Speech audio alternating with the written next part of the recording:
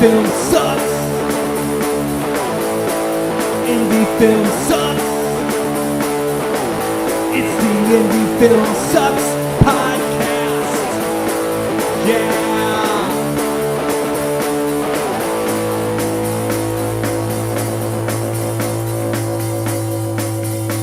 Coming at you from the mean streets of St. Louis, from a basement on South Broadway, the Indie Film Sucks podcast. Because indie film is better when you're a winner. It's better when you're a winner. Abso-freaking-lutely. Well, don't let the cat out of the bag yet. Come on, man. Let's introduce ourselves first. I'm Mackie. This is Grega. As you can see, the old captain's chair over there is empty. Brock Roberts is on assignment again this week. He is. Man, we miss him. We do. Man, he's a good partner and a better friend, isn't he? He is. Man. Good-looking man. Good-looking man. That's right. That's right. So, how's it been going, Chris? Never better. What have we been up to? So many things I can't even remember. Can't even remember all of them. Can't even remember half of them. Can you remember what you did last weekend? Yes, I can. What did we do last week? We went to Hysteria Fest. Absolutely, Hysteria Fest. Before we jump into that, hey, is this your first time listening to the Indie Film Sucks podcast? This is the podcast that discusses what? The highs, the lows, and the in-betweens of true independent filmmaking. That's right. We'd like to just talk about what we're doing as a company, 88mm Productions, our film, Red Knotted Skies. If that gets out anywhere, we're going to discuss that. We love to bring on guests. We love to bring the St. Louis community together. Thank you for listening. We appreciate it. Please tell a friend. Now, without ado, Hysteria Fest. Okay, that was... Just trying, man. Just trying. It's all good. So, Hysteria Fest, right? So you went, you know what I was thinking about all festivals before we get into it is general. Some are 2 days. Most are 2 days, right? Man, they're all over the place. There's so many festivals and they're all over the place. I'm new to this. So I've been to some that are 2. Hysteria Fest was 4. Thursday, Friday, Saturday, Sunday, correct? Yes. Yeah, that's impressive. I knowing these people and knowing what going to these things and what they have to do to put on a 4-day festival is incredible. So hats off to any of the festival creators, makers, anybody that does that. I'm starting to realize how much work actually goes into them, from getting the films to setting up the days to filling out the seats to, I mean, gosh, getting the awards back out on time to people and being there every single minute of that from the time it opens to the time it closes and after. It's impressive, and Paul Hibbard blew it out of the park, I think, with Hysteria Fest. No, he did. I mean, it's a very young, very small fest, but, I mean, you can feel it growing. I think that they're going to outgrow their current venue by next year. As Paul said, they will probably still use the Arcadin, right? But I think they're going to need a bigger boat, man. Yeah, I mean that's. It just has that feeling like it's going to catch fire. Yeah, and I think that's Paul's passion. It is. It really is. It really shows. And he already came out next year. They're doing all Canadian films, I saw. Yeah. And so he's already starting the day after it was done. He already announced what next year is going to be about, starting to get submissions in, thinking about what he's going to do next year to make it even better. And I thought this year was incredible. And I only went on Friday night to see Red Knotted Skies. Did you go Thursday or Saturday? I know you went 2 days. Friday and Saturday. Oh, Friday and Saturday. Okay. So neither of us went Thursday, but I heard they had, what was the name of the movie on Thursday that did real well? But I know it was sold out Thursday night. Dogville. Yeah. Because Paul had come up to me, he goes, "How did you see Dogville?" I'm like, "No, I'm sorry." I said it was sold out. So it was a tough ticket to get. Yeah. And it's a Lars von Trier film, so it's not like no budget indie. You know what I mean? So it's a first run film. Yeah, but that's a testament to what Paul was trying to do at this festival also. So he's trying to bring in first run films. Well, and it's an older film. Yeah. So, but he still had to license it, of course. Of course. So, here's the thing that's interesting about Paul that I found. So, Paul is a filmmaker. Paul loves movies, but Paul does not really love making movies. The aspects of filmmaking, the gear and the lenses and all the horse shit that goes into making a film, that does not appeal to him as much as having a movie.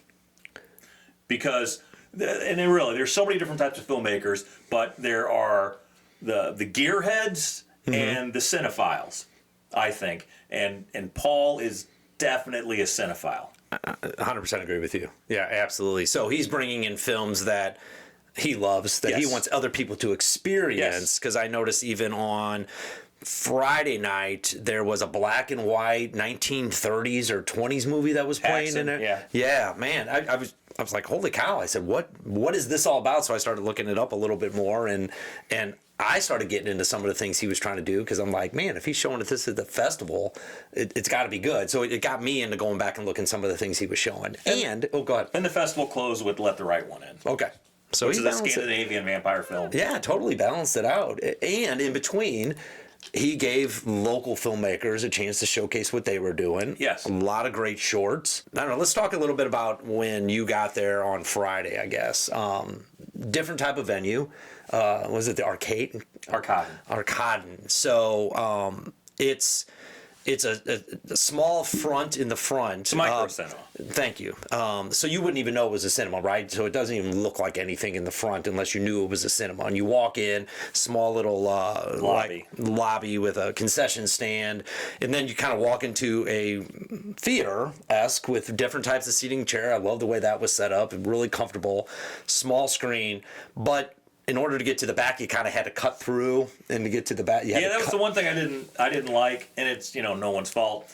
So there were two screens. There was the indoor screen and then the outdoor sort of back lot, but you had to cut through the indoor screening to get to the back lot. I mean, you could have walked around the building, which I did. I did too. Because it's kind of a bummer, I think, for the people watching a movie to have all these other people cutting through. Right, and you cut through the back, but still you're opening the door, the light comes in, especially from the lobby side of Yeah, things. and if people are out there talking, it is what it is. So that's the first thing that struck me, and then everybody's like, hey, it's South City, man. Nobody cares if you walk, not even a block. It's not even a block. It was one building out and over that come around. So that's what I did, and I think a lot of people took that. Yeah. And being South City, St. Louis, it's like, cool, man, we're Hoosiers. Let's just do it. And I thought it worked out really well. Even walking our drinks around didn't matter. It felt very much like it had a very South City feel to it. Exactly, and I think that's part of the allure to it. Yeah, that was appealing to me, that this felt like a South City. And again, if you're not from St. Louis or South St. Louis, I can't describe exactly what that means, but it suffice it to say it had a South City vibe, and that's something that I am very much in tune with as we sit here on South Broadway. Exactly. In the basement doing our podcast. That excited me, because I was like, this is cool. This is a cool vibe. Didn't know what to expect. I'm like, okay, this is a cool vibe. Of course, all the people are cool. And then you get out to the outdoor theater. So you got to imagine this, a small theater inside, which is set up with different types of chairs and different things, and it just for a relaxing kind of movie experience. Yeah. And then you get outside, and there's these kind of white chairs all set up, which seem to like to be permitted seating for that. And then everybody was encouraged to bring a lawn chair. Yeah.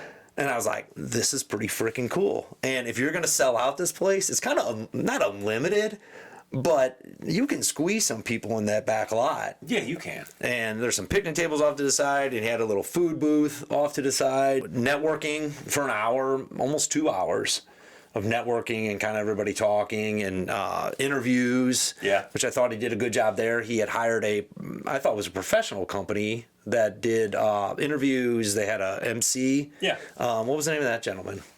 Travis Brown, Horror Movies Uncut. That's his site, and we worked with Travis way back in the day with The Killers Resolute. He came out when we were filming some of the episodes and interviewed us, and really liked our stuff. Yep. So it was cool reconnecting with him, and at some point, I'm pretty sure we're going to have him on the podcast, and just a solid dude who loves horror movies, loves indie filmmaking, and just he's out there just doing it, getting stuff done. Absolutely. So I thought that was interesting, because you didn't have to go find somebody. They almost found you. Yeah. And did some pre-questions, and then they actually brought up all the films that were showing, shorts, features. Well, we were the only feature that night, and did some pre-Q&A, which I thought was interesting since it was going to go a little bit later, in my opinion. Probably wasn't a lot of time to ask questions afterwards, but they did some kind of, the MC was asking you questions. Yeah. And I thought that was pretty interesting to get to know all the filmmakers that evening. I kind of liked hearing from them before their short or movie played. And I got to learn a little bit about their thought process behind it, or why they did this, or if it was their first time doing something. A lot of first timers. Yeah. So I thought that was cool. A little bit different than what I've seen in the limited festivals I've been in, but I thought that was pretty cool. So that was kind of my experience from Friday. I thought our showing went really well. I was a little nervous about being outside. What do you think about that? Yeah, so it's right next to a bar, and they're not connected, but they're kind of connected. And so there was a band playing, and there were people coming outside, and I was like, man, this is gonna really suck. Yeah. But the sound was on point enough that it drowned out pretty much the band and all the people talking.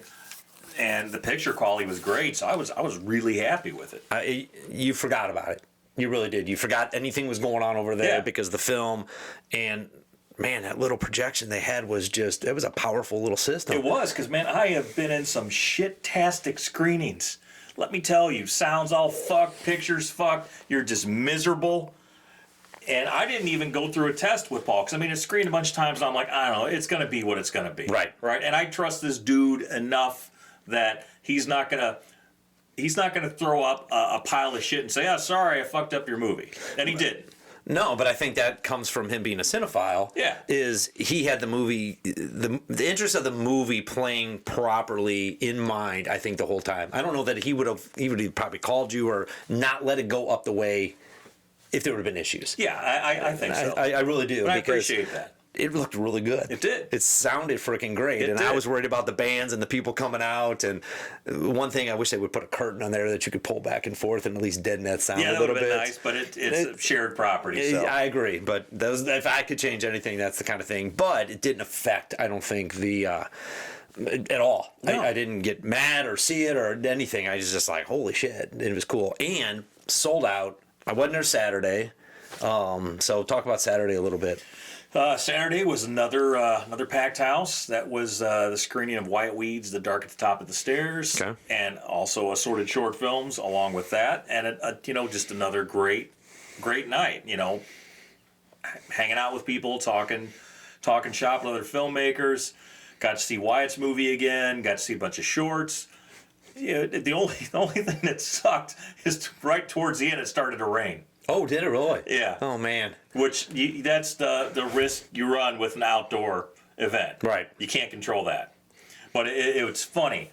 At one point, there was a gunshot on screen, and at the same time, there was either a gunshot or a firecracker or something going off.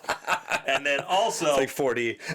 It was like 4D. And then another point during Wyatt's movie, there was like a flash of lightning on screen, and we heard thunder. I was like, man. Wyatt, you got it down, buddy. Yeah. Like, this is like smell-o-vision. I mean, you got everything. Yeah, his same experience, played well, sounded well, looked everything. well, sounded well. Nice. No, that's cool. Yeah, I saw them on Friday night. They'd actually gone in to see the black and white movie. Yeah. Popped their head out, and they were just like, it was nice. It was nice seeing the St. Louis filmmakers there. Not your traditional, limited, again, on my film experience on festivals. Not your typical, and I wasn't there on Saturday. Saturday was a longer, I think, program. I think they had stuff during the day. Sunday, maybe they had some stuff during the day. Yeah. But not necessarily on Thursday and Friday, not an all-day thing. It was more of an evening event. So the networking was kind of in that first 2 hours as opposed to like Chicago. Man, there was a lot of networking going on. There were some after parties and a lot of hanging out and stuff like that. Very much. This wasn't necessarily geared behind that because of, I think, the venue and kind of how it was set up. It was set up really to watch the films. I thought he had it really set up really well. Shorts first, feature, and then close out the night. I just appreciated that kind of evening to get that networking kind of over first, but it wasn't that extended networking that I'd experienced at other festivals. But I wasn't there on Saturday all day, but I know we had programming going. I don't know anything else, man. I really had a good time. Oh, wait. I almost forgot. What's that?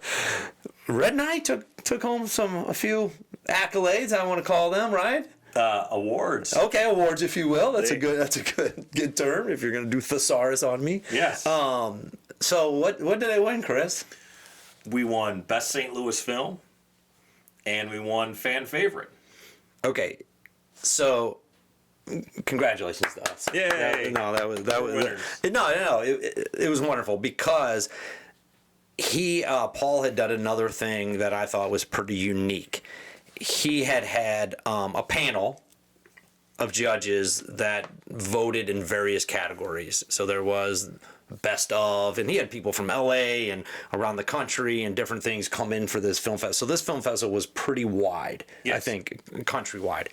He had gotten a panel together to judge films for official awards, but he had done a local one and kind of an overall like award kind of thing. Yes. And then he did a fan kind of, you vote for your own film, for the films as you're coming out of the theater, which I thought was different, interesting, and pretty cool, actually, because when you slot Red Knight in there, 3 guys from St. Louis put this thing together, 88 millimeter productions. I didn't know a ton of people there, and I don't know if a ton of people knew us per se. Not at the screening, no. Exactly. For them to vote Best of St. Louis for the films, of all the other films from St. Louis that were in this film festival. There were quite a few. That the panel and the fans both voted for the same. I think it just puts a lot of credibility into it of what we accomplished. I think so. That 2 different groups of people thought exactly the same way, not talking to each other, not in the same setting, not in anything else, and both came away with the same, I guess, perspective of our movie, that it was exactly what it was for this festival. So, and I'm going to tell you why it felt a little sweeter to me personally. Tell me about that, Greg. Do I need to sit in on this, or is this a personal commentary? No, feel free. It is what it is. So this year, for the first year ever, we got rejected to the St. Louis Filmmaker Showcase, which is kind of the big dog, yes, local film festival in town. Well, there's 2 big dogs. There's St. Louis Filmmaker Showcase and there's St. Louis International Film Festival, put on by the same organization. But I just on a lark, I submitted Red Knight. Thought, I wonder if it's going to get in. Well, turns out it did not get in, which, there are many reasons why. But I thought, wow, it's pretty awesome that the young up-and-coming film festival, Hysteria Fest, gave us 2 pretty good awards. I agree. Kind of in direct opposition to the film festival that rejected us. Yes, I think that's for St. Louis, and I will say another local film festival. We got a lot of accolades from that one as well. Always Late, right? Always Late TV Movie Awards. But to be very specific, that's in Illinois. I agree. That's in Godfrey, Illinois, and this was St. Louis. This was right down the street. Same people, not same people running it. Don't get me wrong. But a lot of the same people that are associated with for years have been associated with. We've all gone to it. We've all seen films in there. We've all had films in there. I've had everything I've ever made is played at the Filmmaker Showcase, except for Red Knight at Skies. Now, is it because leadership just changed recently? Is it because Red Knight has already screened a lot before the showcase? It could be any number of reasons. Remember, we did our premiere there. We did. So it already played there. I'm not going to get into why or why not. It doesn't matter. It wasn't our choice. No, it was still kind of nice. But it was very nice to still get some very significant awards from what I believe is an up-and-coming young film festival that is going to rival some of these other film festivals in the area. A couple of them that are going to rival. I think it needs competition. Well, I think that film, the showcase needs other festivals. Yes, and I've said that for years. It's not so much, in my mind, rivaling or competition. It's the fact we just need more festivals. Better way to put it, yes. Every major city has more than 1 or 2 festivals and more than 1 or 2 organizations putting those festivals on. Well, filmmakers need options. Yes. And that's probably saying it a better way.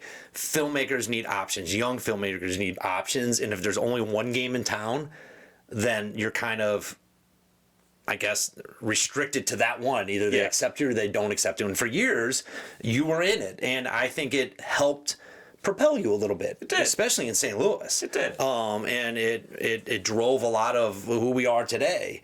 Again, we won't get into reasons why because we don't know.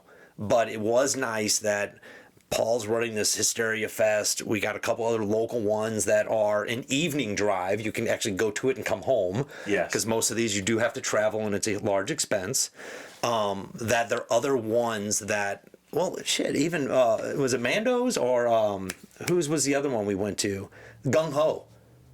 Nathan Creamy, thank you very much. That was another one that I thought, another guy trying to do something to get more exposure to filmmakers in St. Louis and draw in films from outside the community. Yeah, and Red Knight was not released when his festival was going on, so he showed the trailer. Yeah. So that was cool. No, yeah, we absolutely went there and supported that. But there was another one I forgot about. That was early on. That was what, early? Hell, that was early this year? Yeah. Yeah. So, I mean, there's 3 in the community, 2 in St. Louis, 1 which Paul is putting a lot of time and effort and energy into to get it. He wants to be on the map. I know he does because he wants to be in charge of that cinephile and the movies that are shown. And man, it's such a passion of his. So yeah, both Paul and Kevin Edwards. Yeah, I saw Kevin there. Yeah, he was there. Yeah, he was there. Again, a guy who loves movies, supporting a guy who loves movies, supporting us, supporting others. I saw Jessica there. I saw, well, I didn't see her there, but she was there on Saturday night. I saw Wyatt and Gail there. Joe Hammerstone was there. Scott Michael Dunn. Yeah. Oh, was he there Saturday? Yeah. Oh, Karen was there for Karen Drewley? Yeah, for her Thanksgiving. A lot of local filmmakers. A lot of local filmmakers, a lot of local talent were there. So, man, congratulations, Paul. Congratulations to all the other movies that were in there that won awards, yes, and those that didn't, they were very well played in a great venue. So, man, what's the next one for us? So we still got some more coming up that we're not in, but that we still have to make decisions on, right? I know it kind of works in phases, right? They announce when. We're still waiting to see if we get in more. Okay. So we got our film out there tomorrow. We'll announce when we get in more. Who knows? Maybe this is the end of the road. No, this isn't the end of the road, You never Grega. know. You never know. But you know what I do know? What do you know? I know what we talk about, and that is what? What's that? The highs, The lows. the lows, Yeah. the in-betweens. Of True independent filmmaking. On the Indie Film Sucks podcast, brought to you by 88mm Productions. It's on all the social stuff where all that stuff is. Check it out. We're working on our game. Like and subscribe. Smash that like button. Smash that like button. Or do something. Send money. We miss Send you, Brock. cocaine. Get off assignment. Get back here to us. And Pour one out. peace out. Good night. Indie film sucks. Indie film sucks. It's the Indie Film Sucks podcast. Yeah.